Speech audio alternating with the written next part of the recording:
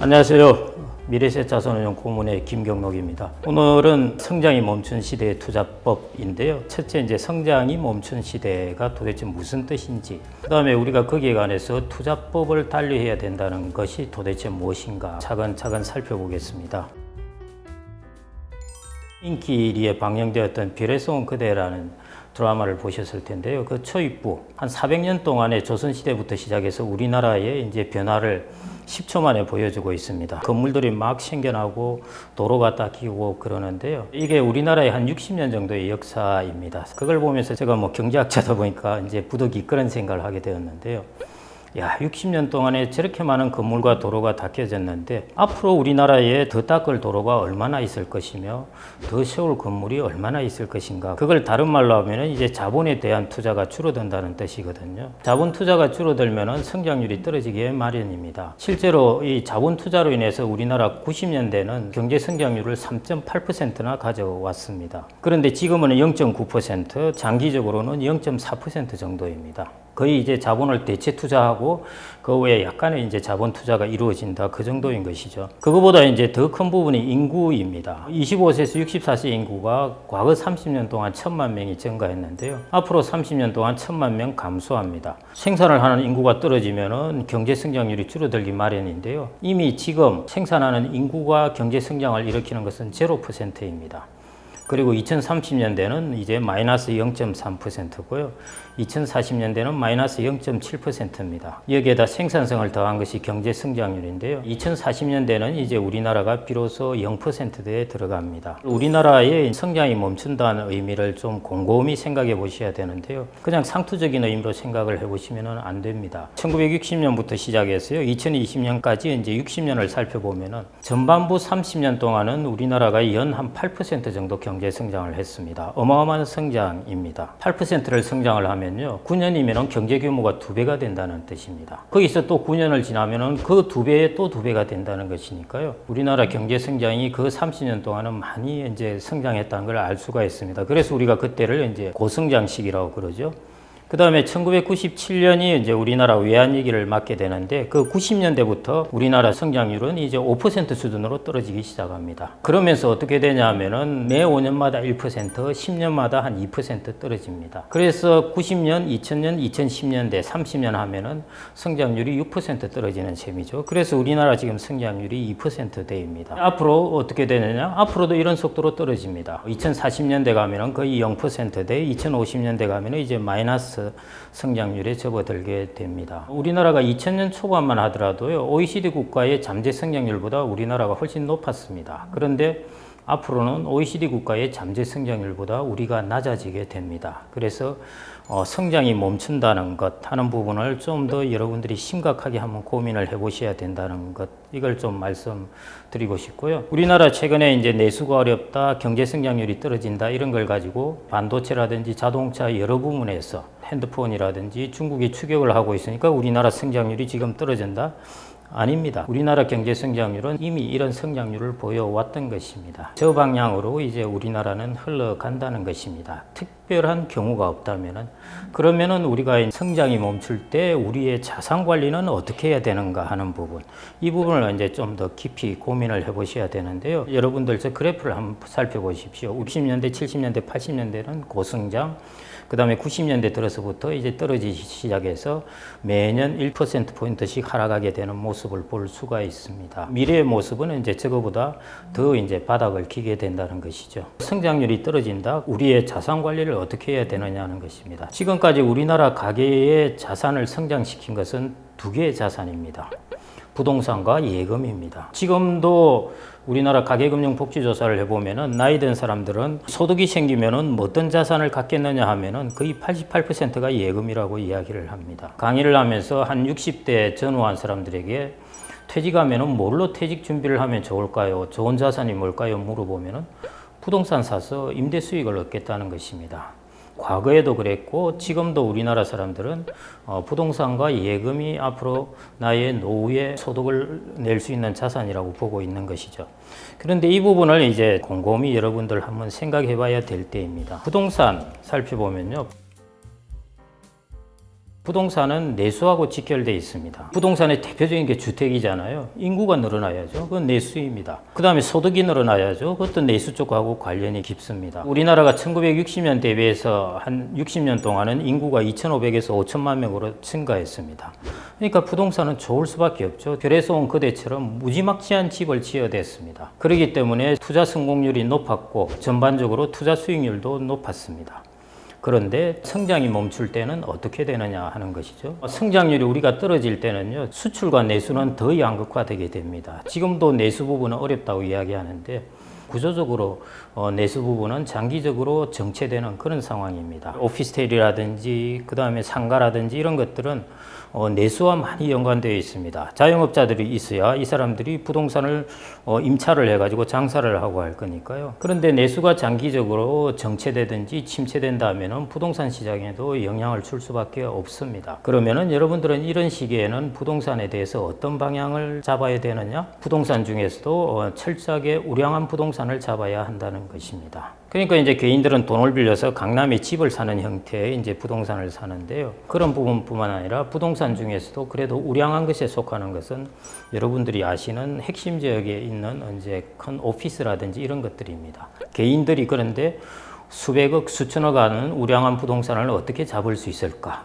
개인들이 이제 이런 걸 어떻게 살 수 있는가? 결론부터 말씀드리자면은 이제 리츠라는 이제 간접 투자, 부동산 간접 투자를 활용해서 그런 부분을 이제 살 수가 있습니다. 과거에 이제 가게가 선호하는 부동산은 어떤 것이 있겠습니까? 주로 오피스텔하고 상가입니다. 그래서 내수의 가장 취약한 부분입니다. 관점을 달리해서 이제 미래를 쳐다보셔야 될 때입니다. 지금 내수가 벌써 정체하고 있는 것이면 임대차 시장에 영향을 주게 될 것이고 점차 이제 확산이 되게 됩니다. 과거 고성장 시기하고 달리 성장이 멈추었을 때는 부동산도 철저하게 우량한 부동산으로 이제 가야 되는 것이고 그 중에 하나가 여러분들이 이제 리츠를 이제 활용하는 방식이 있습니다. 그게 이제 첫 번째 여러분들의 자산의 변화입니다. 두 번째 예금인데요.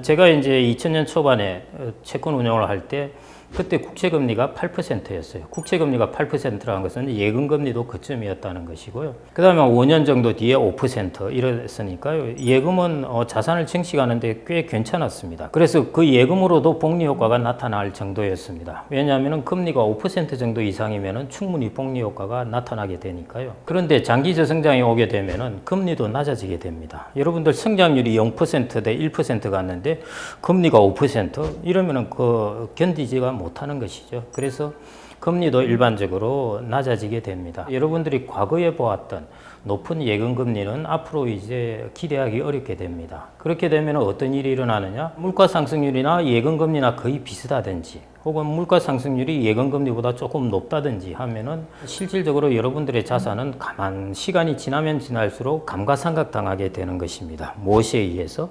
물가에 의해서 감가상각을 당하게 됩니다.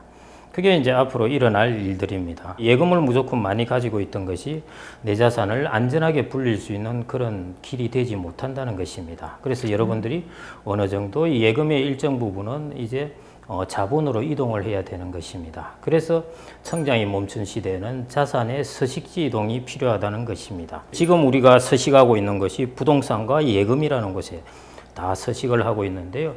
부동산 중에서도 우리는 우량한 부동산으로 이제 옮겨가야 되고 예금도 이제 예금의 비중을 줄이고 주식이라든지 부동산이라든지 하는 부분에 이제 자본의 비중을 늘려가야 한다는 것입니다. 그런 쪽으로 자산의 서식지를 이동하는 것, 그게 우리나라 인구의 변화, 그 다음에 이제 경제 성장률이 저성장으로 접어드는 데 있어서 여러분들의 자산의 포트폴리오 변화도 이제 서서히 해야 된다는 것입니다. 이런 이야기가 있습니다.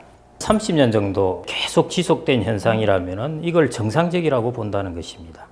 예를 들어 우리나라가 일제치하에 36년이 있었다 하면은 한 30년 정도 지나면은 사람들이 이 시대가 계속 가겠구나 이렇게 심리적으로 자리 잡힌다는 것입니다. 우리나라가 과거 고성장을 한번 보십시오. 거의 30년 동안은 아주 한참 고성장이었고요.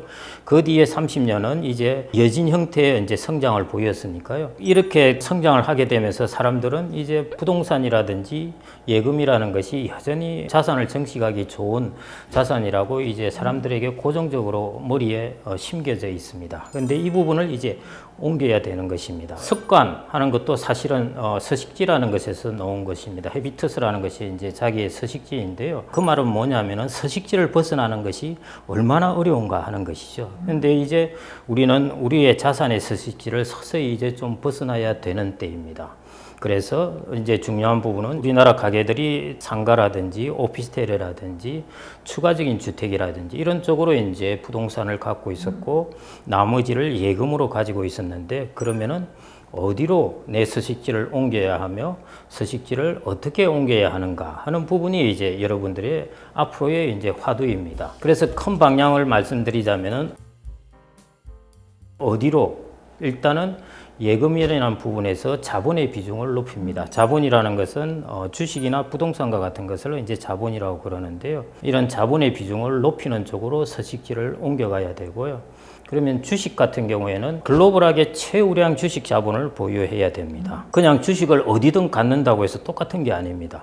중국 주식을 갖느냐, 인도 주식을 갖느냐, 베트남 주식을 갖느냐, 한국 주식을 갖느냐, 어디든 갖는다고 똑같은 것이 전혀 아닙니다. 글로벌하게 최우량한 주식 자본을 보유하는 것이 좋습니다. 현재로서는 그게 미국의 이제 S&P 500이라고 할 수가 있습니다. 만일 구체적으로 말씀을 드린다면요. 그 다음에 두 번째 이제 장기 저성장기에는 정말 우량한 부동산을 가져야 하는데요.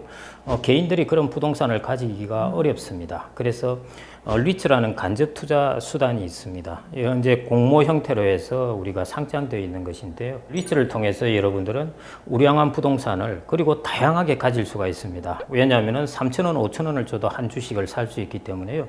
여러분들은 얼마든지 분산을 할 수 있습니다. 그래서 우량한 부동산을 분산하는 형태로 이제 가야 한다는 것입니다. 그 다음에 어떻게 해야 하는가 하는 부분이 이제 좀 더 구체적으로 들어가게 됩니다. S&P 500을 가지느냐, 배당주를 어떻게 가지느냐, 리츠를 어떻게 가져야 되느냐 하는 것들, 그런 부분들에 대해서는 이제 어떻게라는 여러분들의 영역이 이제 펼쳐지는데요. 다른 유튜브의 여러 가지 방송이라든지 이런 부분을 통해서 여러분들이 그 구체적인 부분은 좀 살을 붙여 가시면 될 것 같고요.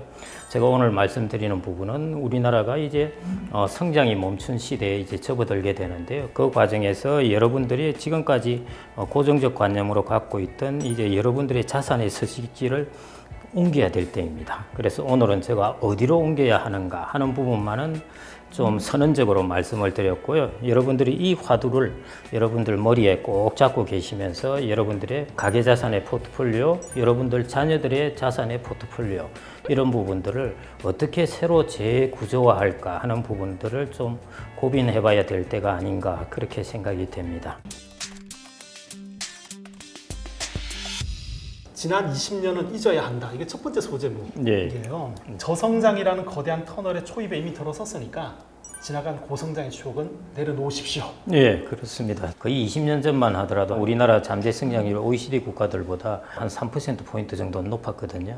근데 앞으로는 OECD 국가들보다 더 낮아집니다. 인구가 이제 우리나라가 줄어드니까요. 지금의 이제 현재 나타나고 있는 현상이 이제 우리가 자영업이라든지 내수에서 나타나고 있는 부분입니다. 그거는 이제 시작이라고 보시면 될 것 같고요. 일본에 이제 장기 침체가 될 때 그런 이야기가 있었습니다. 고속도로를 달리다 보면은 터널이 많이 있는데요. 한참 달리시다가 그 생각을 하셨을 거예요. 또 터널인가?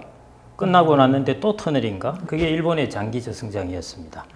일본 사람들도 몇 번이나 끝났다고 생각했는데 그게 지겹도록 터널로 또 들어가고 그랬던 것인데요. 우리나라는 장기 저성장이 이제 들어가기 시작한 것이죠. 한국은행 총재께서도 이제 올해 작년에도 이미 들어갔다 이야기를 했는데요. 그러면은 조금 더 이 부분이 나의 자산에 어떤 영향을 미칠까 하는 부분을 심각하게 생각을 해봐야 될 때인 것 같습니다.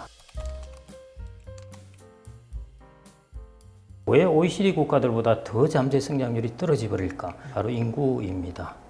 저는 인구의 3종 세트라고 이야기하는데 첫 번째, 우리나라는 2072년 정도 기준으로 본다면은 인구가 지금 5,100만 명에서 거의 3,200만 명 내지는 3,000만 명으로 이제 줄어든다고 봅니다. 거의 42% 정도 인구가 줄어든다는 것이거든요. 14세기의 유럽의 흑사병일 때 3분의 1보다 더 많은 수준입니다. 자, 근데 흑사병일 때는 젊은 사람, 나이 든 사람 골고루 영향을 주었습니다. 근데 우리나라의 인구의 변화는 젊은 사람들은 한 40% 정도로 지금에 비해서 인구가 줄어들어 버리고 나이 든 사람들은 2배로 늘어나는 것이죠. 인구가 줄어들면서도 젊은 인구 비중은 아주 작아지고 나이 든 사람의 인구 비중은 많고 하는 이렇게 인구 구조가 아주 안 좋은 모습으로 줄어듭니다. 그게 두 번째. 그 다음에 세 번째가 그 변화 속도가 세계에서 일본보다 더 빠르게 역대급 1등입니다. 이 3종 세트가 한꺼번에 교집합을 이룹니다. 그래서 지금은 그 영향이 아직은 안 나타났는데요.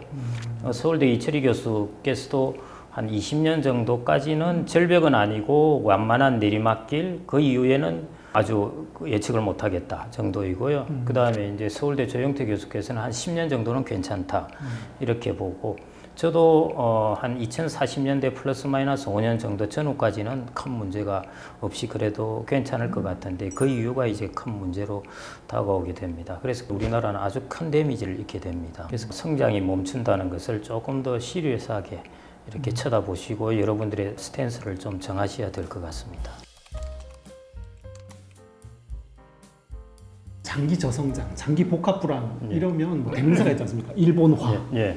근데 이제 일본화와의 가장 결정적인 차이는 인구 구조의 붕괴다라고 말씀하시는 거죠. 일본도 인구 구조가 붕괴했습니다만은 일본하고 우리나라하고의 여러 가지 차이점이 있습니다. 일본은 250엔 되던 엔달러 환율이 거의 78엔까지 떨어졌습니다. 어마어마한 엔화 초강세가 있었기 때문에요. 그게 일본의 자산 가격 버블을 또 어마어마하게 가져왔다가 그게 이제 폭락을 했습니다. 일본은 세계 금융시장의 역대 버블 중에 하나 들어가거든요. 90년대 버블 붕괴가요. 자산 버블이 붕괴되면서 그걸 해소하는데 오래 걸렸습니다. 근데 우리나라는 자산 버블이 없어요, 아직. 그렇기 때문에 일본하고 아주 다른 모습이라고 볼 수가 있고요. 그 다음에 일본은 그 당시에 미국 GDP의 한 75%가 되었습니다. 1994년 기준으로. 그러니까 일본은 자기 스스로가 내수를 통해서 경제를 살리지 않으면 주변의 국가들이 좋다고 해서 일본의 경제가 그렇게 썩 좋아지는 모습이 아닙니다. 그런데 우리나라 같은 경우에는요, 지금은 보면 인도도 성장했고 중국도 성장했고 했기 때문에요. 우리나라는 세계 시장에 경쟁력이 있는 제품만 있다면은 얼마든지 이제 고성장을 할 수 있는 그런 상황입니다. 그래서 제가 이제 앞으로 예상되는 바는 우리나라 같은 경우에는 일본과 같은 길은 아닐 것 같고요. 수출과 내수가 과거에도 양극화였는데 더욱 양극화되는 모습을 보일 것 같습니다. 그게 여러 부분에 의미가 있을 수 있는데요. 수출 부분에 있는 사람의 소득과 내수 부분에 있는 사람들의 소득이 양극화도 일어날 거고, 지금 이미 일어나고 있는 게 그렇습니다. 여러분들이 소득이 높다고 하는 것은 다 우리나라는 수출 대기업입니다. 갈수록 이런 격차가 계속 생기게 되는 것이죠. 저는 그래서 우리나라의 내수는 일본 경제의 모습을 따라가지 않나 싶고요. 그 다음에 전체적으로 수출 같은 경우에는 세계 경제가 좋아지면 우리나라도 좋아질 수 있으니까요. 만일 수출 경쟁력을 가진다면. 그래서 일본하고는 좀 다른 저는 길로 보고 있습니다. 책에 2040년 전후를 우리 경제의 변곡점으로 꼽고 계시더라고요. 국민연금 적립기금이 이제 제일 정점을 이루는 게 2040년입니다. 그리고 이제 2041년부터 국민연금을 받는 게 보험료보다 많아지는 때입니다. 그게 이제 2040년입니다. 보험료를 납입하는 사람에 비해서 받아가는 사람들이 이제 훨씬 많아지기 때문에 일어나는 일이고요. 그 다음에 이제 두 번째로 총가구 수가 최고의 정점을 이루는 때가 2038년 정도입니다. 2038년. 예. 그 지나면은 한 10년 만에 가구 수가 100만 가구 이상 감소합니다. 뚝 떨어져 버리거든요. 예, 그게 또 이제 총가구 수의 정점도 2040년 전후 정도이고요. 그 다음에 이제 이화여대 김세환 교수하고 이렇게 이제 전망을 해보니까 우리나라의 실질 총금융자산이 지금까지는 계속 증가해 왔죠. 처음으로 한 2040년 전후에서 이게 둔화되면서 감소하게 됩니다. 그게 이제 인구의 고령화가 그 안에 들어가 있다는 것이죠. 그 다음에 또 하나가 이제 25세에서 59세가 한참 생산을 하는 인구이고요. 60세 이상이 이제 퇴직한 인구라고 보시면은 이 두 개의 인구 숫자가 같아지는 때가 2040년 정도입니다. 그래서 이렇게 저렇게 인구면에 있어서 뭔가 변곡점을 가져오는 것들이 보니까 대략 2040년 정도 전후 인 것 같고요. 이 정도가 저는 우리나라에서 금융시장이라든지 경제라든지 이런 면에서 다양하게 좀 변곡, 전환하는 점이 아닐까 그렇게 좀 추론을 하고 있습니다. 우리가 합계 출산율이 0.72명이다 네. 이러는 게 충격이다 이렇게 해가지고 신문 같은 헤드라인으로 쫙 나오지 않습니까? 예. 근데 사실 체감하는 그런 충격은 아직은 느끼지 못하고 있거든요. 예. 말씀을 듣고 나니까 좀 이해가 되는데 아직 현실적인 충격은 오지도 않았다. 예. 근데 분명히 온다. 2040년 즈음에. 예. 오히려 지금은 경제에 좋습니다. 왜냐하면은 3명을 낳았을 때는 여러분들 국가에도 교육비 서포트가 들어가야 되죠. 가정에서도 들어가야 되는데요. 이 출산율이 떨어지면 여기에 들어가는 비용이 줄어듭니다. 지출 금액이. 젊은 층이나 이런 쪽에서 소비가 늘어날 수 있는 이유가 이런 부분 중에 하나입니다. 이전 같은 경우 미국에서는 이제 딩크족이라고 해서 더블 인컴 노 키드 뭐 이런 경우인 것이죠. 딩크의 전형적인 게 우리나라에서 사실은 나타나고 있습니다. 0.72명 이러니까요. 그래서 지금은 괜찮아요. 국가 입장에서도 지금 초중고의 교육비 예산이 너무 많다 하는 것이거든요. 이거 줄여서 다른 곳으로 돌려야 한다는 것입니다. 그래서 여기는 괜찮아요. 문제는 이 사람들이 노동시장에 나올 때입니다. 그래서 20년 후인 것이고요. 지금 이미 2000년대 초반에 태어난 친구들은 보면은 그 전에 태어난 사람들에 비해서 한 20만 명 적습니다. 한 2, 3년 있으면은 이 사람들이 이제 노동시장에 들어와요. 그래서 젊은 노동시장의 진입 인구가 팍 줄어들 겁니다. 한 단계. 그래도 한 단계의 충격이고요. 지금 이제 25만 명씩 태어난 이 사람들은 한 20년 있으면은 그때 가서 또 20만 명이 줄어드는 겁니다. 예, 그래서 제가 지금부터 20년 하면은 대충 2040년 충격이 그때 이제 같이 닥친다는 것입니다. AI와 로봇 기술이 발전해서 예. 생산 가능 인구가 줄어드는 그 충격을 어느 정도는 완화해 줄 수 예, 있지 예, 않을까라는 전망을 당연히 하시는 이제 예를 들어 여성들의 경제활동 참가율을 10% 정도 높인다. 그 다음에는 60대들의 고부가 가치 사업을 만든다. 그 다음에 이제 젊은 인구들의 생산성을 높이는 것, 이제 일당백이 되는 거죠. 그 다음에 이제 방금 말씀하시는 인력을 덜 쓰는 그런 기계나 장비를 도입하는 것이죠. 마지막 하나가 이제 이민입니다. 5가지 정도에 해당되는 부분을 다 우리가 균형적으로 다 성공리해야 어느 정도 받쳐줄 수 있게 되고요. AI라든지 이런 부분이 인력을 줄일 수 있는 부분, 그 부분은 그렇게 뭐 전폭적으로 커질지 부분은 두고 봐야 될 것 같고요. 또 하나 부분은 미래의 노동시장에 있어서는 다른 무엇보다도 인력 수급에 불일치가 있습니다. 뭐냐 하면은 젊은 층에게 맞는 직업이 있습니다. 운동, 뭐 컴퓨터, 바둑. 이런 종목은 50대인 사람이 와서 할 수가 없습니다. 60대 사람이 아무리 많더라도 여기 와서 할 수가 없어요. 특히 이제 AI라든지 이런 혁신 기술에 해당되는 부분은 젊은 층이 들어와서 이 부분에 혁신을 일으켜야 되거든요. 그런데 이 인구가 대폭 줄어든다는 것입니다. 젊은 사람들이 투입되는 인력이 적으니까 이 산업의 발전을 더디게 해서 과연 우리가 AI나 이런 부분의 혁신을 얼마나 이 산업 부분을 키울 수 있을까 하는 부분하고 이렇게 서로가 플러스 마이너스 요인으로 작용할 것 같습니다. 그거 하나만으로 당연히 되는 것은 아니고요. 우리가 다방면으로 골고루 다 할 수 있다면은 그러면은 어느 정도 충격은 완화할 수 있을 것 같습니다. 인구 구조 붕괴에 따른 아무런 한국화 시나리오 이렇게 좀 듣다 보니까 어디로 도망가지? 막 이런 생각을 다들 하실 것 같아요. 성장이 멈춘 시대지 않습니까? 네. 이 시대의 어떤 개인들의 탈출구 같은 것들은 어떤 부분이 있을까요? 이민이라도 가야 되는 건가요? 전혀 아닙니다. 그거는 아니고요. 우리나라 이미 선진국에 들어섰는데 왜 이민을 갑니까? 다만 이제 여러분들이 대응하실 것이 이제 여러 부분이 있는데 첫째 이제 개인적으로 대응을 하는 부분은 삶을 길게 보고 나의 인적 자원, 나의 전문성을 키우는 것. 여기 하여튼 죽도록 투자를 해야 됩니다. 그다음에 여러분들의 이제 이민 가서도 그 살기 쉽지 않습니다. 다른 나라에서요. 그러시지 말고 국가 내에 있으시면서 여러분들의 자산을 이민시키면 됩니다. 자산을 이민시켜라. 자산의 서식지를 옮기라고 그러는 것인데요. 내 몸은 여기에 있고 내 자산은 다른 나라에 가 있고. 일본도 지난 30년간 장기 저성장을 겪었는데 만약에 일본에서 미국으로 자기의 자산을 옮겨놨다. 자산 서식지를 옮겨놨던 사람은 잃어버린 30년의 그 충격을 좀 피할 수 있었어요. 훨씬, 그거는 뭐, 당연하게. 비교가 안 되게 자산의 수익률이 엄청나게 달라졌고요. 일본은 지난 30년 동안에 물가 상승률이 11.4%, 총 30년 통틀었어요. 미국이 같은 기간 동안 188% 올랐거든요. 미국의 수익률이 물가 상승률만큼 올랐다고 가정하고 일본도 물가 상승률만큼 올랐다고 가정하면요. 그 기간 동안에 미국에 두었을 경우에 자산이 한 4배 정도가 또 되게 됩니다. 자산을 어디에 두느냐 자체가 사실은 가장 중요하다는 것이죠. 이렇게 경제 구조가 그렇죠. 크게 예, 바뀌는 맞습니다. 이때는 예, 정말 예. 자산 서식지를 어디로 예, 선정을 하느냐가 가장 중요한 결정적인 예, 할 수가 맞습니다. 있겠네요. 예, 제가 이제 주변에 투자하는 사람들도 만나 뵙고 하는데 우리나라가 지금 한 7년 이상 하여튼 주식 수익률은 연 한 2% 정도. 예, 미국은 그거보다 훨씬 높죠. 한 10%가 훌쩍 넘어가는데요. 이것만 하더라도 10년 차이 같으면은 이게 어마어마한 차이를 가져오게 되거든요. 우리나라의 주식에서 아무리 종목을 잘 고르고 종목을 잘 골라도 요즘 손해 보는데요. 얼마 전에 평생증권사에 보내고 투자를 한 분하고도 식사를 했는데 하는 이야기가 야, 나 주식, 국내 주식만 가지고 있는데 다 망했어. 뭐 다 마이너스야. 이런 이야기를 하시는데 투자를 평생 하신 분이 그러니까 일반 개인은 오죽하겠습니까? 우리나라 증시가 글로벌로 보면 몇 퍼센트 정도 차지하나요? 한 2% 미만입니다. 2%요? 예, 시가총액으로 1.몇% 정도 됩니다. 그래서 저는 이제 비유를 들어서 이렇게 이야기합니다. 우리나라 야구나 축구를 우리나라 선수들만 해가지고 리그를 하면 얼마나 재미가 없었겠냐는 것입니다.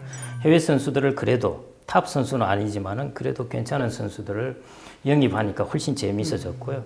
유럽의 축구를 한번 보십시오. 온 세계 사람들을 다 끌어들이고 미국의 야구를 보면은 거기도 온 세계 사람들을 끌어들이잖아요. 그러니까 얼마나 재미가 있어집니까? 마찬가지 우리나라는 주식시장이라는 플레이 게임을 생각을 해본다면은 2%도 안 되는 선수들을 가지고 움직인다는 것이에요.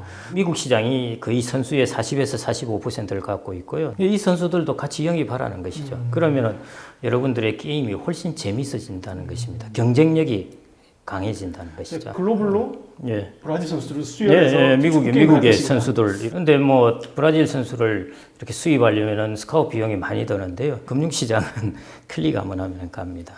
IT와 금융 혁신 때문에 가능해진 것입니다. 그걸 충분히 누리셔야죠. 자산의 서식지를 옮겨라. 예. 그러니까 역시 정답은 글로벌 분산이라는 말씀이시군요.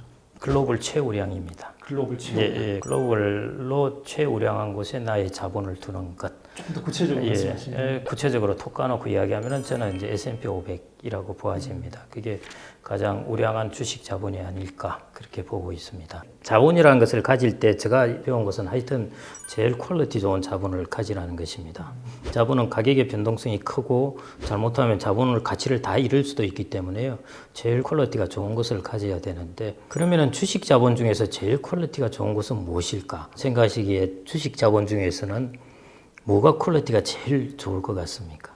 엔비디아, 애플, 테슬라, 새 종목 같은 그런 개별 종목들이 가장 퀄리티가 높은 자산이 아닐까? 2004년하고 2008년 이 사이 기억이 있는 부분이 그때 2004년에 제가 이제 서점에 다니면은 노키아에 관한 책이 그렇게 많았습니다.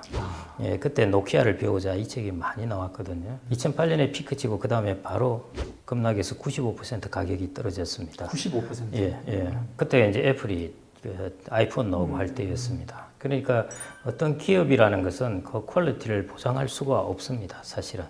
기업이 아무리 지금은 강하게 보일지라도 이 세상에는 어떤 천재가 튀어나올지 모르고 어떤 환경의 변화가 닥칠지 모르기 때문에요. 주식시장의 변화는 항상 지금 생각한 정보가 아니라 앞으로 오게 될 새로운 정보가 다 가격을 결정하거든요. 그걸 저는 알기 어렵다는 것입니다. 퀄리티가 좋다는 것은 충격이 왔을 때 덜 피해를 입어야 됩니다. 그러니까 어떤 충격이 왔을 때 가격이 덜 떨어져야 돼요. 과연 충격을 덜 받을 수 있는 것이 뭘까? 그 다음에 회복 탄력성입니다. 충격은 똑같이 그래도 받았는데 시장이 다시 환경이 좋아졌을 때 회복을 할 수 있느냐, 탄력적으로. 그 부분에 있어서 그래도 가장 저는 믿음이 가는 것은 S&P 500이에요. 엔비디아나 애플은 어떤 상황이 올지 모르겠다는 것이죠. 제가 보기로는 그래서 S&P 시가총액 기준으로 500개가 들어있는 것, 그게 저는 그래서 그나마 가장 퀄리티가 좋다고 보고 있습니다. 저의 생각입니다. 이게 버크셔 해스웨이 주총에서 가장 많이 나오는 단골 질문 중에 하나가 이런 거지 않습니까? 어떤 기업을 매수할까요? 그때 이제 워렌 버핏이 했던 대답이 S&P 500을 사라. 사고 나서 뭐 그다음 종목을 볼 필요가 없으니까요. 나머지 많은 시간은 당신의 생산성을 높여서 소득을 당신의 월급을 높이는 부분에 전적으로 투자하라 한 것인데요.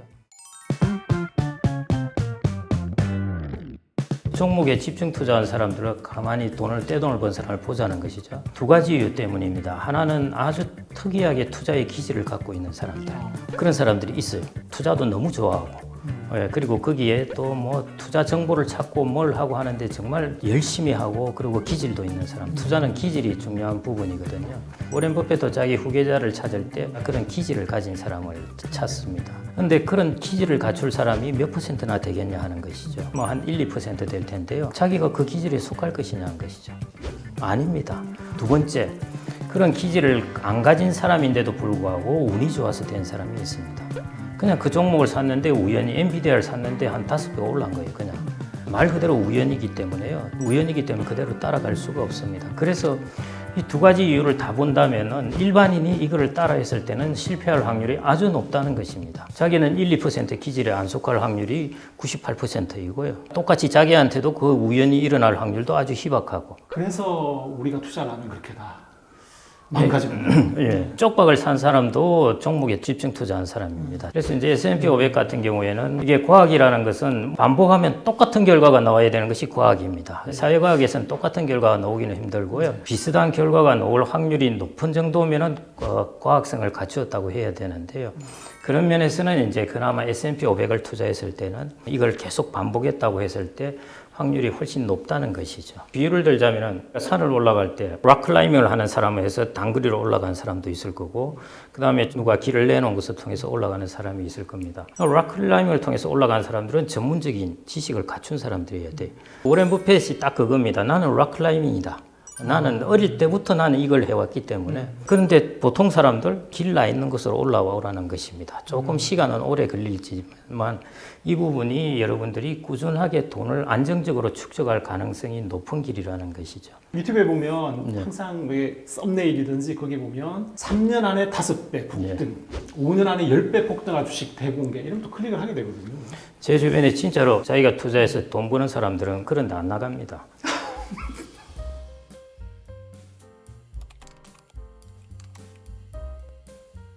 난무하는 랜덤 속에서 찾은 패턴, 그게 바로 분산이다라는 구절이 책 속에 있더라고요. 인생이나 투자나 이렇게 세상 만사가 다 사실 랜덤이지 않습니까? 근데 그 랜덤을 패턴화시킨다? 그게 무슨 말인가요? 저는 이제 처음에 박사과정까지 입학을 해놓고 이제 은행에 들어왔습니다. 나 공부하기 싫다 이제. 나와서 은행에 가서 돈 좀 벌어보자 해서 이제 굳이 연구소 어디고 안 들어가고 이제 은행으로 들어가겠다고 했죠.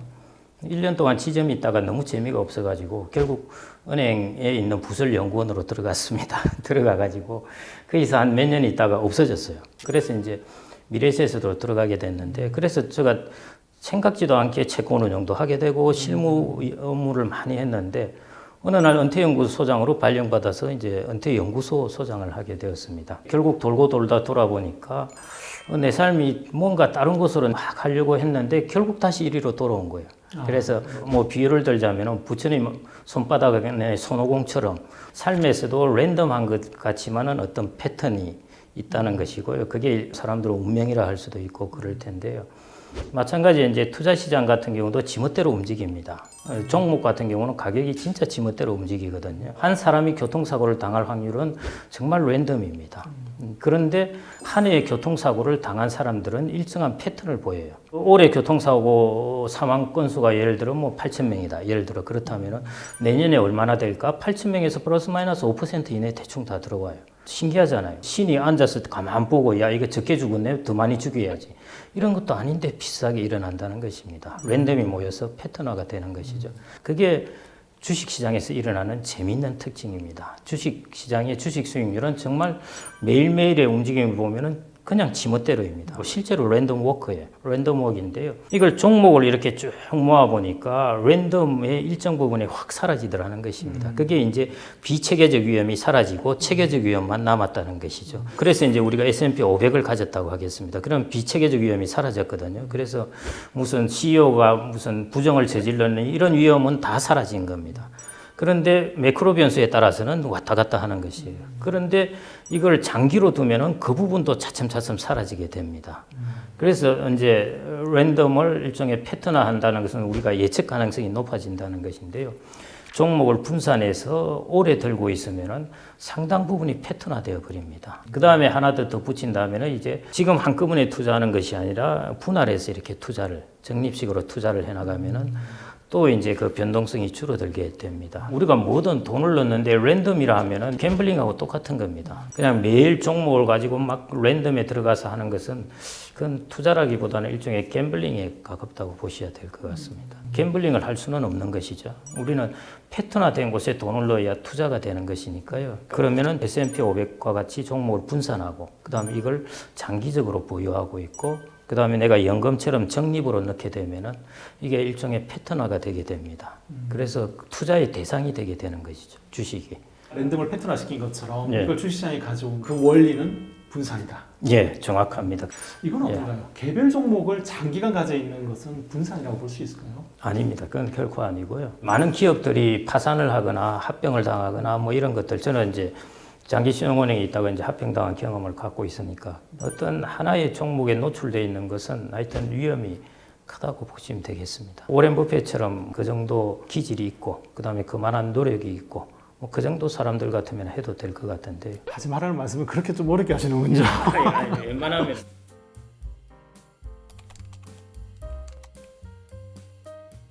그러니까 여기 보니까 챕터 제목에 분산 결국 분산이다. 예. 한 문장에 분산이라는 단어를 3번이나 예, 쓰실 예, 정도로 예. 강조를 이렇게 하셨더라고요. 부동산은 첫째도 로케이션, 둘째도 로케이션, 셋째도 로케이션 이 이야기를 쓰는데요. 투자에서도 똑같이 그 말을 씁니다. 투자에서는 첫째도 다이버시피케이션, 두 번째도 다이버시피케이션, 세 번째도 다이버시피케이션 이런 말을 씁니다. 이제 좀 이해가 되는 게요. 주식으로 돈 번 사람들은 주변에 보면 진짜 별로 없어요.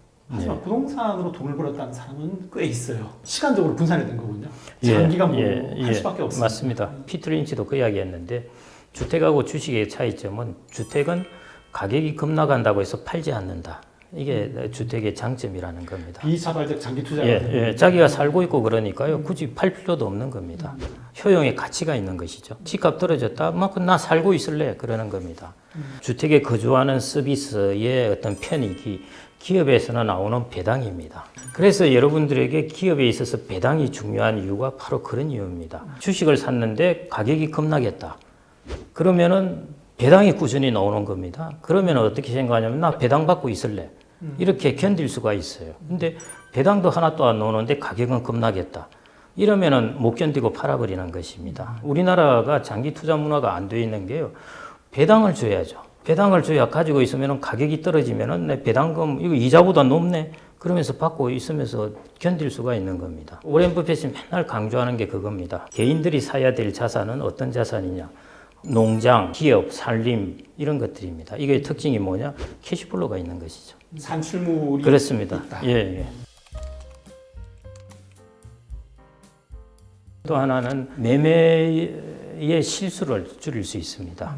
우리가 자주 매매를 해서 이익만 잘 하기만 한다면 매매 자주 하는 게 좋죠. 그런 연구 결과도 있는데요. 왜 남성들이 여성들보다 수익률이 낮을까? 남자들은 성격상 매매를 자주 한다는 것입니다. 여자들은 매매를 덜 하니까.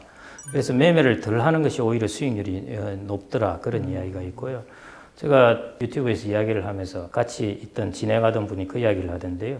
자기 고향에 가서 연금에 보니까 수익률이 엄청 좋더래요, 다들. 근데 그 수익률이 좋은 사람들이 대체 자기가 이게 어떻게 열어서 봐야 되는지도 모르고 있더랍니다. 그래서 시간의 힘, 장기 투자의 힘이군요. 예. 책에 보니까 복리는 오랜 기간을 잘 견딘 자에게 복을 준다. 예. 이 구절이 굉장히 인상적이었어요. 예. 제가 좋아하는 말 중에 하나가 우보호시라는 말이 있습니다. 우보호시라는 것은 소의 걸음으로 그 다음에 호랑이의 눈으로 복리라는 것은 결국 소의 걸음이라고 보시면 되겠습니다. 그냥 뚜벅뚜벅 걸어가는 것이죠. 주변에서 뭐가 시끄럽게 하든 어쩌든 말든 이제 뚜벅뚜벅 걸어가는 우보 이게 이제 복리의 힘이라고 볼 수 있고요. 이제 호시라는 것이 나의 투자의 올바른 관점을 갖는 것이죠. 내가 예금을 갖느냐 주식을 갖느냐 첫째 이 의사결정이 되게 큰 부분이고요. 주식을 가지면은 종목을 가지느냐 지수를 갖느냐 그 다음에 지수를 가지면은 한국의 지수를 갖느냐, 미국의 지수를 갖느냐. 호랑이의 눈으로 날카롭게 파악한 다음에 이제 소의 걸음으로 걸어가라는 것입니다. 책에 보니까 A4지를 50번 접어보라는 게 있어서 제가 실제 접어봤거든요. A4지를 50번 접으면은 태양까지 간다? 네. 저는 이게 사실 거짓말인 줄 알았어요. 네. A4지를 이게 5번 접은 예. 겁니다. 예. 6번째 접기가 너무 힘들더라고요. 네. 접히지가 않는데, 그러니까 이거를 9번 접으면은 지금 이게 A4지인데 500장이죠. 이 예. 정도 두께가 예, 맞습니다. 이걸 9번 접은 예, 두께. 여기서 불과 몇 번 더 접으면 이렇게 된다는 것입니다. 네, 근데 이거를 50번 접으면 태양까지 간다? 지금 9번 접으니까 이런 거잖아요. 네. 10번 접으면 어떻겠습니까? 이거 2개잖아요. 아, 네. 11번 접으면 이거 4개예요. 12번 접으면 8개 이만큼 쌓이거든요. 그때부터 13번 접으면 16개 이렇게 가기 때문에 종이 두께를 0.1mm로 계산했고요. 그 다음 거기에다가 약간의 여백을 감안하면은 실제 이제 태양까지 거리 정도 됩니다. 예, 그게 이제 복리의 효과입니다. 세계 8대 불가사이다, 복리의 효과가. 그래서 이런- 아인슈타인도 이제 뭐 그 수학 천재가 머리로는 나오는데 실제 이렇게 되는 거 보니까 자기도 신기하더라는 것이죠. 사람은 사실은 수명의 한계 때문에 복리 효과를 마음껏 누리기가 어렵습니다. 지금 한 30살에 시작한다 하면 한 40년 정도 복리 효과 정도를 이제 누릴 수 있을 따름입니다. 40년은 엄청나게 클 것 같은데요. 그래서 생각보다 그렇게 안 커요. 다음 50년, 60년 가면 어마어마하게 커집니다. 여러분들의 어린 자녀가 있으면은 지금부터 시작해 주십시오. 그러면은 복리 효과를 60년, 70년 누릴 수 있습니다. 책에 이렇게 나온 거를 제가 적어왔습니다. 네. 10살 때 1,000만 원을 투자해서 네. S&P 500 같은 네, 수익을 10%, 10%로 예, 이제 복리로 예. 운용을 하는 거를 보면 60세에 찾는다고 하면 11억 7,400만 원을 예, 찾는다고 계산이 되어 있고요. 예. 30세 때 6천만 원을 투자를 한다고 했을 때 자녀에게 예. 그리고 60세에 찾도록 해주고 10% 수익률로 운용을 한다면 예. 10억 4,700만 원이 나오더라고요. 예, 예. 그러니까 자녀 10살 때 1,000만 원 투자가 예. 30살 30세. 됐을 때 6천만 원 예, 자녀에게 투자해 맞습니다. 주는 것보다 수익이 예. 더 많았다. 예, 그러잖아요. 예, 맞습니다. 근데 보니까 책에 또 이렇게 나와요. 태어나자마자게 네. 1,000만 원을 투자해서 60세에 찾으면 그러니까 투자 기간을 50년이 아니라 60년으로 60년. 딱 예. 10년 정도 예. 늘렸더니 무려 예. 30억 4,400만 원이 나오더라고요. 예. 50년 됐을 때와 60년 됐을 때 차이가 11억 7,400만 원과 예. 30억 4,400만 원의 차이입니다. 예. 재벌들은 안 보십시오. 재벌들의 자산 관리의 스케일은 대대로 보고 있습니다. 2대 3대를 보고 하고 있어요. 땅을 샀다가 땅 가격이 안 올랐다? 내 자녀에게 주겠다. 거기 가서 오르면 되지. 한 식으로 이렇게 길게 보고 있습니다. 그러니까 복리 효과가 길게 보니까 크게 나타나는 것이죠. 제가 이제 2000년 초반 정도였죠. 그때 막 주가 떨어질 때 저희 회사에 있던 분이 자녀에게 삼성전자 주식을 증여를 해줬어요. 그때 따라 했어야 되는 건데 그와 같은 이제 후회는 하지 않게 하기 위해서 그래서 자녀가 있으시면은 여러분들의 돈이 아까우시면은 여러분들의 부모님을 찾아가셔가지고요. 예. 아버지 손자가 태어났는데 1,000만 원만 주시고 이 손자 60대면은 30억 된답니다. 이렇게 1,000만 원이 30억이 된다는. 1,000만 원에 30억이 된다는데 예. 전쟁이나 이렇게 글로벌 금융위기 같은 게 있지 않습니까? 예. 근데 주식시장에도 그러면 복리의 효과가 난다라고 얘기할 수 있을까요? 당연히 못하죠. 그래서 이제 토마 피케티가 21세기 자본의 책에서 써놓은 게요. 자본의 수익률이 뚝 떨어질 때가 이제 1, 2차 세계대전 이후입니다. 자본이 파괴되었기 때문에요. 자본의 파괴라는 것은 전쟁과 혁명뿐만 아니라 금융위기로도 파괴됩니다. 우리나라 외환위기 겪었을 때 보면은 공장이 스탑한 것이죠. 그건 폭격 맞은 거나 똑같습니다. 효과는. 그래서 금융위기도 이제 오지 않는 곳, 쉽게 오지 않는 곳, 이런 곳에 자본을 놓아둬야 되는 것이고요. 그 갑자기 어디서 미사일이 날아가도 별로 영향 안 받고 그런 곳에 여러분들의 자본을 두시는 게 좋습니다. 여러분들이 귀한 게 있다면 이걸 아무데나 두시겠습니까? 안전한 곳에 두시겠습니까? 미국이 가장 안전하다고 볼 수 있죠. 현재는 뭐 그렇습니다. 기초통화국이고 뭐 군사력이라든지 지정학적 위치, 그 다음에 지하자원, 그 다음에 식량 자급도 뭐 이런 것들 등등 앞으로 미국 땅은 인구가 20억 명이 돼도 지탱할 수 있는 그런 곳이니까요. 그리고 미국은 앞으로 30년 동안 인구도 5천만 명 이상 증가합니다. 그러니까 자본 투자도 있을 것이고요. 그런 면에서는 여전히 이제 잠재성이 있기 때문에 현재로서는 그렇습니다. 책의 그 뒷부분에 이렇게 적혀있습니다. 살날이 많은 것이 축복이 된다. 이게 장수가 리스크로 여겨진 시대에 이게 무슨 궤변인가 이렇게 생각하고 책을 다 읽었더니 네. 이제 살날이 많은 것이 축복이 된다는 게 조금 이해가 됩니다. 2% 이런 걸로는 복리 효과가 거의 안 나타나고요. 한 5% 수익률 정도 이상은 나야 이제 복리 효과가 나타납니다. 기간은 어느 정도 이상은 돼야 기간은 20년 정도 이상은 20년 돼야 정도 될 것 돼야 같고요. 쉽지 않습니다. 제가 이제 퇴직을 하고 나서 2년 반이 흘렀는데요. 이 2년 반도 그게 진짜 긴 시간 같아요, 사실은. 예. 근데 이게 20년? 이러면 진짜 긴 시간인데요. 제일 좋은 것이 하여튼 자동 이체해놓고 까먹는 것이 제일 좋긴 합니다. 예. 정말 배 아픈 사례가 하나 나옵니다. 이 책에 개인연금 자동 이체해 놓으시고 있어요. 예. 94년에 개인연금이 처음 시작이 됐죠. 예. 10만 원씩 계속해서 지금도 넣고 계시다고 예, 그랬어요. 그렇습니다. 그러면 30년 정도가 됐으니까 원금은 한 3,600만 원. 예. 지금 얼마 정도가 돼요? 지금 한 1억 정도 돼 있으니까요. 예. 제가 책보다 배가 아팠어요. 예. 제가 1995년부터 직장 생활을 했는데 그때 예. 저도 개인연금에 들었는데 이제 월 20만 원씩 넣었거든요. 근데 제가 2002년에 이제 창업을 하면서 해약을 했어요. 예. 근데 저 같은 분들이 아마 거의 대부분일 거예요. 다 이제 해약하고 다 이제 급한 상황이 있거나 집을 사거나. 개인연금이라는 것은 노후 자금을 위해서 마련해 놓은 것입니다. 제가 이전에 보았던 영화인데 더스틴 호프만이 이제 나오고 했던 영화인데요. 이웃에 사람이 와서 내 빌려간 돈 갚아라. 너 깡통에 돈 있지 않느냐? 저기 돈 있는데 저거 내 빌려간 돈 갚아라 했더만은 더스틴 호프만이 한 말은 저것은 너 돈을 갚으려고 넣어놓은 돈이 아니다. 너한테 갚으려고 모으고 있는 돈은 저 깡통에 있다. 아직 모이지 않았다. 저거 다 모이면은 갚아주겠다는 것이죠. 자기의 회계를 분리해서 본 것입니다. 노후를 위해서 준비하고 있는 자금은 철저하게 다른 걸 위해서 건들지 않고 그냥 유지하겠다는 것. 기본적으로 이런 생각을 조금 갖는 게 필요할 것 같고요. 그 다음에 부득이하게 할 경우에는 뭐 해지를 해서 다른 정도로 써도 괜찮습니다. 하는데 가급적 여기서는 노후를 위한 자금, 이것은 주택 마련을 위한 자금, 이렇게 조금 깡통을 분리해가지고 이렇게 재무 설계를 하는 것도 방법입니다. 결과적으로 30년이 지났을 때 김경학 박사님의 계좌에는 1억 원이 있고 저는 이미 실물 통장만 남아있다. S&P 500을 샀으면 2억 원은 됐을 텐데 거기는 신탁펀드라서 S&P 500은 못 사고 은행에 그래서 이걸 이제 주식시장으로 옮겨서 복리 효과를 좀 올려보려고 합니다. 김경옥 박사님은 생애 자산 관리 최고 전문가시니까 김경옥 박사님께 무엇이든 물어보세요 해가지고 30대, 40대, 50대 질문을 하나씩 제가 받아봤습니다. 자, 첫 번째 50대 중반입니다. 다른 투자 자산은 없고 집만 한 채 있습니다. 주택담보대출도 좀 남아 있습니다. 국민연금과 퇴직연금이 있고 개인연금과 연금저축은 집 살 때 다 해약했습니다. 앞으로 3, 4년 정도 더 일하고 은퇴할 것 같은데 이대로 노후 준비도 못하고 손 놓고 있어도 되는지 답답합니다. 박사님이 제 상황이라면 어떻게 하시겠습니까? 라고 질문했습니다. 3, 4년 정도 더 일하고 은퇴합니다. 부분이 이제 제일 중요한 전제인데요.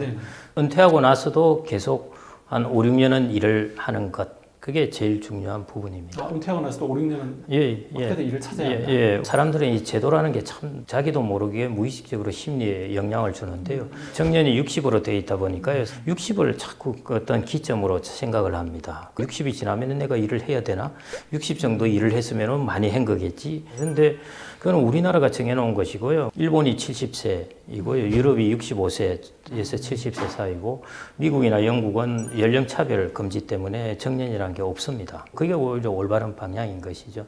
근데 우리나라는 이제 60세라는 것을 법으로 만들었지 않습니까? 여기 얽매이지 말라는 것입니다. 서구 사람들이 노후를 어느 정도 준비할 수 있는 근로기간이 한 65세 정도까지인 것 같습니다. 그러니까 우리도 그 정도는 일을 해야 보장이 된다는 것이고요. 뿐만 아니라 서구 사람들은 우리나라처럼 정규직인 직장에 계속 있으면서 65세니까 임금도 높은 편이에요. 우리는 재취업을 하게 되면 임금도 한 절반 정도 떨어집니다.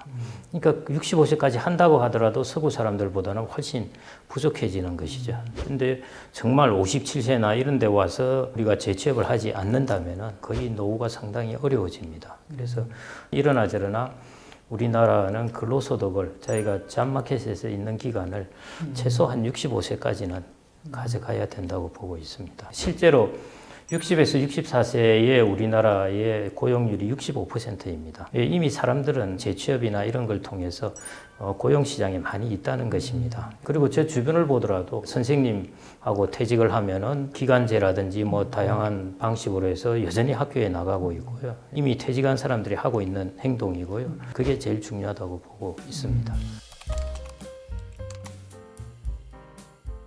우리나라의 60대 가계에 보면은 대충 금융자산을 한 8천 내지 9천만 원 정도 가지고 있습니다. 1억 원을 가지고 있으면 내가 노후를 어떻게 준비해야 될까? 어디에 운용해야 될까? 1억 원에서 2% 수익률을 더 높여도 1년에 200만 원입니다. 한 달에 뭐 한 18만 원이나 될까 말까 정도인데요. 이런 부분은 별로 안 큽니다. 그 아무리 열심히 노력해봐요. 그래서 저는 오히려 한 1억 원이 있으면은 한 1,000만 원 정도는 자기 자신한테 투자를 해가지고 자격증을 딴다든지 이런 식으로 해서 매월 한 300만 원, 400만 원 만들 수 있는 캐시플로우를 만들어내면 훨씬 효율적이죠. 1,000만 원 투자했는데 1년에 3, 4천만 원을 번다? 훨씬 효율성이 높습니다. 두 번째는 이제 50대의 경우에 그때 이제 소득이 많아질 때입니다. 그래서 소득이 많아질 때 지출을 같이 늘리시지 말고 저축을 한 단계 좀 스텝업을 시키는 것, 그게 필요합니다. 50대 시간이 많이 남아 있을수록 저축액을 늘려서 좀 준비를 하는 것, 그게 이제 두 번째로 필요한 부분이고요. 그래서 외국 같은 경우에는 연금이나 이런 데서 50대 들어와서는 세액공제 혜택을 더 많이 줍니다.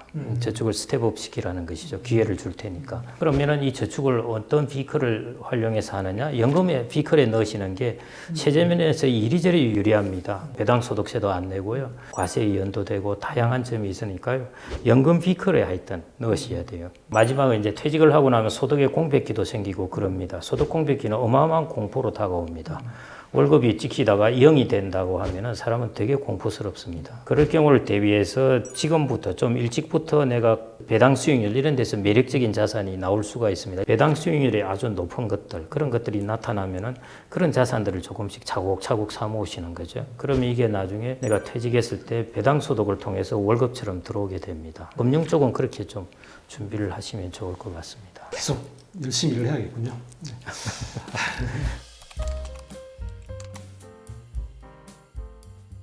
제가 이번에 박사님 책을 읽으면서 고등학교 통합사회 교과서를 다시 한번 봤습니다. 100- 나이 법칙이라고 나오는데 그러니까 예를 들어서 자신의 나이가 30세라면 자기가 가진 재산 중에 30%는 안전자산에 투입하고 70%는 위험자산에 투자해라. 만약에 60세면 안전자산의 60%, 위험자산의 40% 정도를 넣어라 이런 거거든요.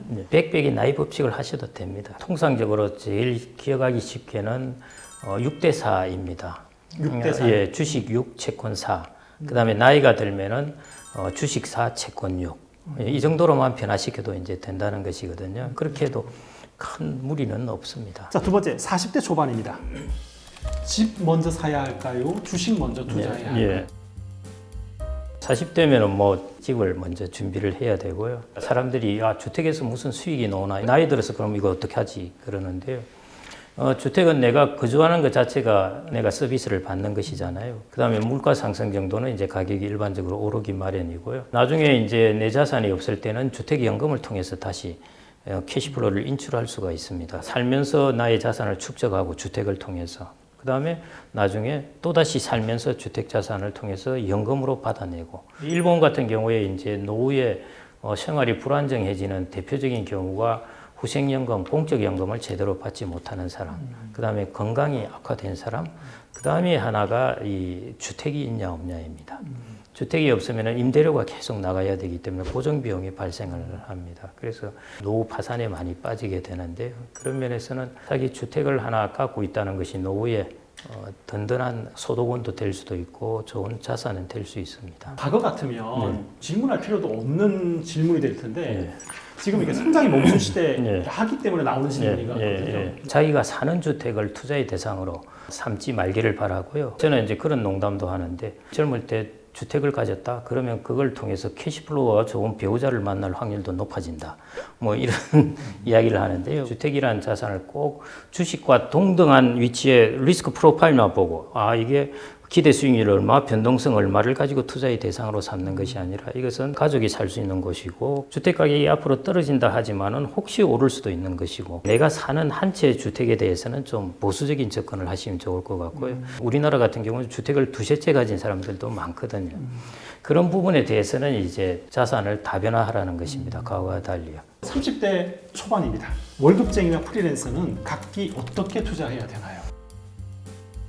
우리나라는 일반적으로 월급쟁이면 조금 안정적이니까 일단은 이제 주택 자산 마련하는데 일단은 이제 초점을 맞춰야 되고요. 비싼데 해서 많은 부채를 지고 있는 것보다 자기의 소득으로 감당할 수 있는 범위에서 이렇게 옮겨가는 것이 저는 낫지 않나 그렇게 싶고요.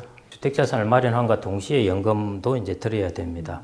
그래서 연금 자산에 뭘 넣을까 하는 것이 가장 중요한데 저는 30대 안정적인 직장인이면은 위험 자산을 풀로 채우셔도 됩니다. 위험 자산 비중이 IRP는 70%, 연금 저축은 100% 가능한데요. 프리랜서 같은 경우에는 이제 소득의 공백기들이 가끔씩 생길 수 있지 않습니까? 일반적인 월급쟁이보다는 조금 유동성 자금이 있는 게 좋고요.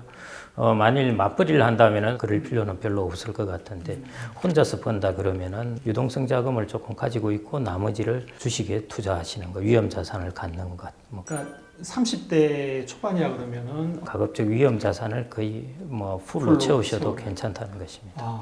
대부분은 이제 예금 자산을 많이 갖고 있습니다. 그렇죠. 그 옆에 사람이 20% 깨졌다는데 나는 뭐 3% 이자 수익 벌어서 뭐 이러지만요. 금방 역전됩니다. 나중에 주식시장 좋아지면요. 거의 뭐 한 몇 달 만에 역전이 확 되어 버립니다. 이게 은근히 사실은 잘못된 표현인데요. 초저위험 자산, 고위험 자산 이것만 내놓고 뭘 하겠느냐 하면은 당연히 초저위험 자산을 하죠. 꼭 그 뒤에 같이 따라 붙어야 됩니다. 초저위험 초저수익률, 고위험 고수익률 이렇게 따라 붙어야 정확한 판단을 하는데요. 위험 기준으로만 해놓으니까 사람들이 다 저위험으로 택하게 되는 것이죠. 고위험 고수익 자산, 그 자산을 택하시는 게 맞습니다. 성장이 멈춘 시대 투자자들이 자신의 현재 자산 배분 상태를 다시 한번 점검해 볼 수 있는 원칙 이렇게 몇 가지 좀 다시 한번 짚어주시면 좋겠습니다. 제일 중요한 부분은 지금까지 이제 우리가 자산 관리에서 성공한 것이 부동산하고 예금 이걸 가지고 있었던 사람들이 크게 실패 안 보고 다 그래도 무난하게 자산을 축적을 했습니다. 그런데 이제 성장이 멈추게 되면은 이 공식이 이제 완전히 흐트러지게 됩니다. 부동산의 기대 수익률도 낮아지고 성공할 수 있는 부동산의 범위도 확 좁아지고요.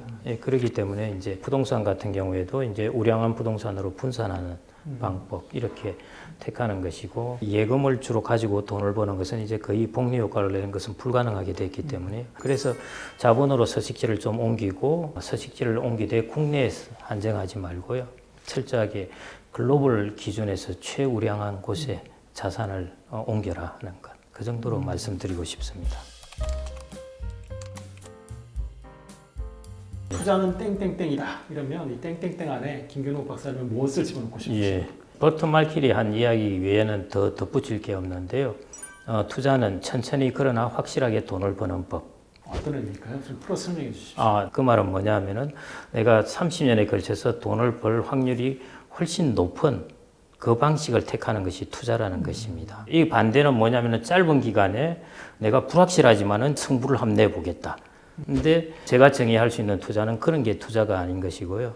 투자는 긴 시간에 그러나 확실하게 돈을 버는 법을 우리가 배우는 것이 투자라고 할 수가 있겠습니다. 긴 시간에 확실하게 버는 법을. 저도 막 그 생각에 자문을 해봤습니다. 투자는 복리를 무시하는 사람의 주머니에서 복리 효과를 충분히 활용하는 사람의 계좌로 돈을 옮기는 것이다. 예, 맞습니다. 맞고요. 죄송합니다. 맞습니다. 아주 맞고요. 이거 똑같은 의미입니다. 김경록 박사님의 성장이 멈춘 시대의 투자법.